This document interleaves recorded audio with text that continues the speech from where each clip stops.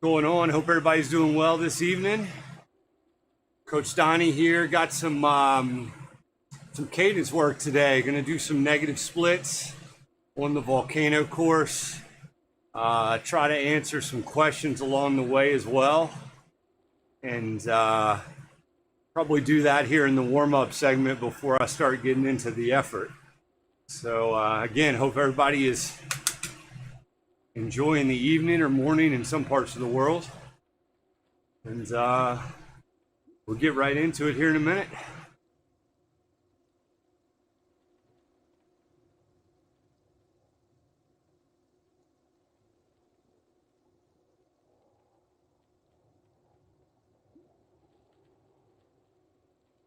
I don't know about everywhere else, but we enjoyed a couple of days of nice sunshine here. Got spoiled a little bit, and now it's going to be back to cold, snowy weather.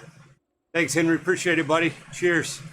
Back to snowy and cold weather over the next few days here in the Blue Ridge Mountains. But last 2 days were absolutely awesome. So put in a decent effort Tuesday during the Crit City race. Crit City A, challenging course. Those cobbles usually eat my lunch there, and we had a good field going. So I think in that particular one, I got popped off the back maybe, I don't know, lap 4 or 5, and just TT'd kind of upper zone 2, zone 3 till the end, and then gave it a little bit of a sprint. So legs were not feeling it as much on Tuesday, but then was blessed to be able to get outside yesterday for a bit. Was totally bummed to miss Wednesday Worlds here on Zwift, CIS Wednesday Worlds, which is definitely a highlight of the week, but wanted to get out and get a little bit of fresh air and some sunshine. So Mike and I and several others went out and did some ladder intervals on the Parkway, which was a blast. Just mix it up a little bit, still keep the training going, but provide a little more variation from time to time. But excited to get back on the trainer and keep plowing ahead. So again, welcome. I hope the audio is coming through nice and clear. Definitely been working on dialing things in. You know, from time to time, there's going to be some racing streams here. I'll try to do some frequently asked questions as well. And that's kind of the goal for tonight. I'll walk through some questions that, you know, let's say over the last 6 to 8 months, I've gotten several times. Hopefully that'll be some help and interesting at the same time. And then I'm sure there will be plenty of opportunities to live stream things like CIS Wednesday Worlds, BTW from time to time on Mondays, and more than likely some weekend rides as well, with races in there during the weekdays also. So should keep it interesting and keep it fun, and I'll continue throughout, even when we start getting some nice weather here in the Blue Ridge. I'll continue on here with the streaming side of things and continue on, you know, a somewhat normalized schedule in terms of the rides that I typically do on Zwift and the workouts. So I will say one thing I'm going to get dialed in a little better is just some background music here. I'm not overly tech expert, or a super knowledgeable tech expert, I should say, but enough to get things up and running. And we'll get the voice coming through nice and clear as well. It's kind of early days testing this out, making sure the quality is good, and getting it out in the live stream setting. So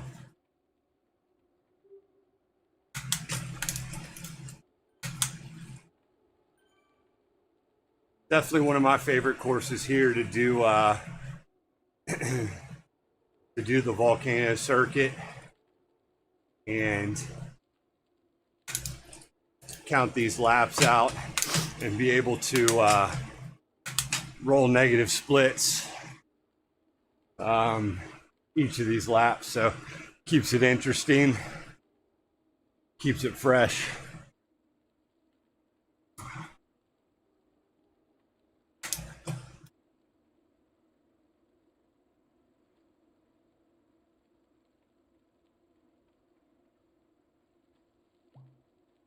I have to say shout out to my buddy Frank for helping me get things going on the live stream side of things.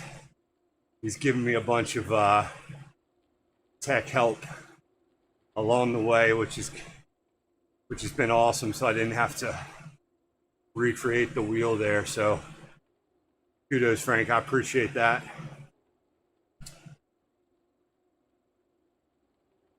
Yeah, we'll get another maybe 10 minutes of warm up here going, and then we'll start getting into some more rolling cadence as we build.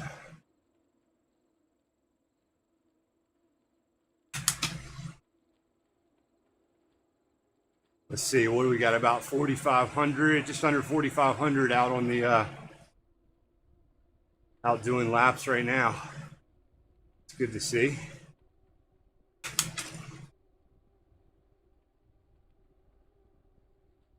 Yeah, a lot of Thursdays recently, we've been racing down here. Typically Crit City or one of the other options. We've did boost mode a few times. That was actually a lot of fun and kept it real creative through the race. You had to really kind of think through things. For any that don't know, that's basically what you do is you have an option at the beginning of the race to select what level of boost, of power boost you would like to build up to be able to use at will. Now the challenge is the higher that level of power to be used, the more cost there is throughout the race and when you're charging it. So you've got essentially penalties that go up as that higher power influence can then be used. But throughout the race, you have to sustain that power, and stay in the draft accordingly, even when you're getting docked some watts while you charge, or, frankly, just as you're riding, there's some penalty there as well as you're building up that boost for boost mode. So really cool race, cool way to mix it up some. And for those that haven't tried something like that, it could be it'd be an awesome thing to try from time to time. Still the draft dynamics, still the overall challenge of the race, but you get to experience a little bit different creativity throughout the race. Nick, what's up, buddy? Hey, cheers, man. Hey, I'm glad we're up and running here. Took a little work to try to dial things in, but I think we got it rolling now down here in the Zwift cave. So hope you're doing well. Just getting in some negative splits here on Volcano after we get a little warm up in, and running through some some question and answers here. I appreciate you tuning in, man.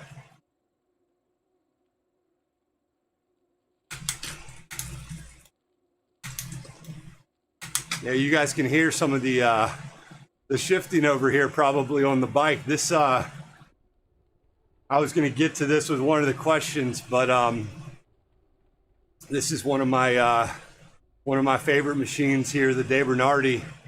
But it typically cheers, Nick. I appreciate it, buddy. Thanks. Yeah, this De Bernardi is a one of my favorites.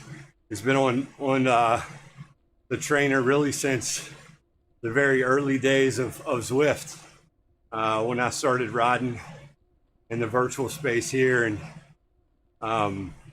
it's time for a fresh cassette, time for a fresh chain. But when you get in a rhythm with riding with certain components and kind of the feel of those, even when they're not working perfectly well, you don't want to change them. I'm the same way with my cycling shoes. I'll wear them until they're pretty torn up, and then just wait as long as I can to change them out. So yeah, let's roll right into it. So the first one, I jotted down some of these questions that have come up, over the last, let's call it 6 to 8 months or so. And the first one, just asking what bikes and setups am I currently riding. So I primarily ride a Fuji Roubaix. So it's a 2018-19, I believe, Fuji Roubaix. I run either 38 or 50 hoops on that, typically. Actually, that's an aluminum alloy bike. I usually ride a 59, 60, or 61. That particular setup is a 61. Actually, with the alloy, it's crazy rigid through the bottom bracket, which I love because I found some of the larger frames, and I know Coach David and I have talked about this a bunch. Some of the hey Paul, how are you, buddy? Hey man, I expect you guys are probably having a little colder weather than we are here. We're still in like the upper 50s to low 60s now. So I don't want to make you too jealous, but we're turning back to cold in the next few days, it looks like. But anyway, the Fuji is nice, and sometimes in those larger frames, with the carbon stuff, I've experienced, some flex through the bottom bracket. Not to say one's better than the other. The other Fuji I have is a carbon setup, which I love as well. But I've just found, from a budget perspective, I see you, Paul. Yeah, man. Around freezing now. Yeah, I saw some photos up there of some snowbanks. It looked like y'all had maybe been digging out for a while. So, but yeah, the alloy setup is nice. It's been very, trustworthy for the most part. Really, the only issues I've had is just the regular wearable components. I'm running SRAM Force on that. And again, fairly nice budget setup, very predictable, very stable in my opinion. Second bike is a Fuji Transonic, which is their Aero bike. That's a carbon, pretty darn light for a 61 in that frame as well. And that's a great riding bike also. So both of those, and then the De Bernardi, which I ride on the trainer, which it doesn't go outside. I don't have any brakes on it. I don't have any bar tape on it. So I ride this one on the trainer, and it doesn't leave the trainer here. And then single speed cyclocross bike, which is just basic and simple. And come around to kind of mountain bike season, I'll probably find a hardtail or something similar. So yeah, so that's what's in the stable for me. Another one was what gearing? Yeah, so we're in the Blue Ridge here. So like right out my window is part of the Blue Ridge Parkway. So I run an 1128 on almost everything, compact up front, which seems to give just a ton of range. And yeah, Nick, the single speed CX is estate bicycles. So just like what I would say, no frills, budget friendly, predictable. It's the alloy range of that, not the steel. And the only thing that's a little odd on that one is the EBB is kind of, you got to tinker with it a fair amount to get the set screws down in the base of the bottom bracket to really hold that in. That's the only kind of, unpredictable side of that I've found. Quite honestly, I haven't really put that bike through its paces much versus just the road bikes. Because I'll take the road stuff out with some slightly wider tires as well and go do some tame gravel on the road bike. So, I've had several kind of gravel setups, but that was just kind of a simple one. So, but yeah, 1128 rear cassette on the cassette, and then 5034 front. Trainer setup was another one. So we actually run all kicker stuff here